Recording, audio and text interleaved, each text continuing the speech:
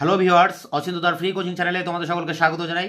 আজকের এই ভিডিওটিতে তোমরা যারা কলকাতা বিশ্ববিদ্যালয়ে বি ইতিহাস অনার্সে ফোর্থ সেমিস্টারে পড়ছো, হিস্ট্রি অনার্সে, তোমাদের যে এসিসি B2 পেপারটি রয়েছে তার লাস্ট মিনিট সাজেশন 2024 নিয়ে আলোচনা করব আজকের এই ভিডিওটিতে। তো যেমনটি আমি তোমাদের থাম্বনেলে বলেছি যে মাত্র 4টি প্রশ্ন করলে তোমাদের এই পেপারটিতে 80 নম্বরের পরীক্ষা হবে, সেই 80 নম্বর তোমরা কিন্তু কমন পেয়ে যাবে। তোমাদের এই পেপারটির আমি একটি মূল সাজেশন সিলেবাস ওয়াইজ দিয়েছি, সেই সাজেশনটিও তোমরা ফলো করবে। পাশাপাশি তোমরা এই লাস্ট মিনিট সাজেশনের প্রতিটি প্রশ্ন অবশ্যই দেখে যাবে, কারণ এখানে যে ইম্পর্টেন্ট প্রশ্নগুলো আমি তোমাদের সামনে তুলে ধরছি এই প্রশ্নগুলি থেকেই কিন্তু তোমরা পরীক্ষায় বেশিরভাগ প্রশ্ন কমন পেয়ে যাবে। তা দেখো, এখানে ফুল মার্কস 80, তার মধ্যে বিভাগ কয়ে মানে প্রথমেই থাকবে একটা 50 নম্বরের প্রশ্ন। একটাই প্রশ্ন লিখতে হবে, প্রাচীন, মধ্যযুগ অথবা ঔপনিবেশিক ভারত। দেখো, এখানে 3টি যুগের কথা বলা হয়েছে, হয় প্রাচীন যুগ, নয় মধ্যযুগ, নয় আধুনিক যুগ। এই 3 যুগের যে কোনো একটি যুগের উপরে স্থাপত্য নিদর্শন বা চারুশিল্প প্রদর্শনশালা, বা তুমি প্রদর্শন বা ভার্চুয়াল ভ্রমণ করেছো, মানে ইন্টারনেটের মাধ্যমে দেখেছো, এমন একটি স্থাপত্য নিদর্শনের উপরে 1000 শব্দের একটি প্রতিবেদন লেখো। তো এটা 100% কমন। তোমরা ঔপনিবেশিক ভারতের একটি স্থাপত্য নিদর্শন হিসেবে ইন্ডিয়া গেটস বা তাজ ভিক্টোরিয়া মেমোরিয়াল করতে পারো।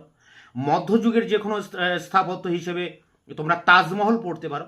তা আমি এখানে কিন্তু তোমাদের এই প্রশ্নের উত্তরটি অটোমেটিক দিয়ে দিয়েছি, আমার চ্যানেলে দেওয়া আছে, তোমরা অবশ্যই ভিডিওটি দেখে নিও, এবং এই ভিডিওর ডেসক্রিপশন বক্সে এই প্রশ্নের উত্তরটি আমি দিয়ে রাখবো, তোমরা অবশ্যই এটা দেখে নেবে। অর্থাৎ এই প্রশ্নের উত্তর আমি কিন্তু দিয়ে দিয়েছি।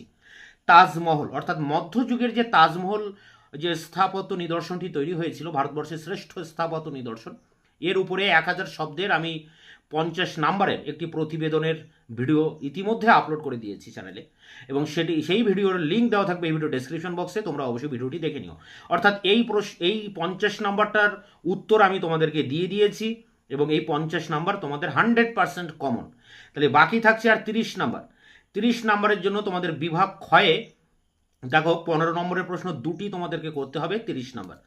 তার জন্য তোমরা যে প্রশ্নগুলো করবে, দেখো প্রথম যে প্রশ্নটি ভেরি ভেরি ইম্পর্টেন্ট, গান্ধার শিল্প। এই গান্ধার শিল্পকলা সম্পর্কে আলোচনা করো। এই প্রশ্নটিরও আমি কিন্তু ভিডিও ক্লাস এর মধ্যে দিয়ে দিয়েছি, মানে এর উত্তর আমি তোমাদের সামনে এর আগে তুলে ধরেছি, তারও লিঙ্ক দেওয়া থাকবে ভিডিও ডেসক্রিপশন বক্সে, তোমরা অবশ্যই দেখে নিও। অর্থাৎ 50 নম্বরের এই প্রশ্ন এবং গান্ধার শিল্পের উপর এই প্রশ্ন, এই দুটি প্রশ্নের উত্তর ইতিমধ্যে আমি দিয়ে দিয়েছি।